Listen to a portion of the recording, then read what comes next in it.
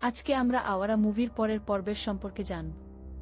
এক চঞ্চল, ভবঘুরে অথচ অত্যন্ত নীতিবান যুবক হঠাৎ করেই জড়িয়ে পড়ে এক বিপজ্জনক পরিস্থিতিতে।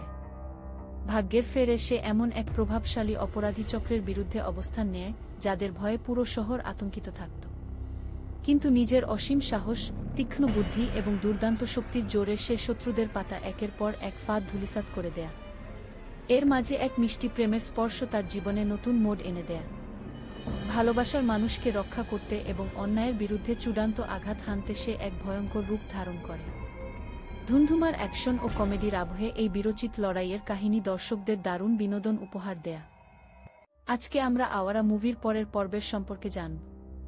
এক চঞ্চল, ভবঘুরে অথচ অত্যন্ত নীতিবান যুবক হঠাৎ করেই জড়িয়ে পড়ে এক বিপজ্জনক পরিস্থিতিতে।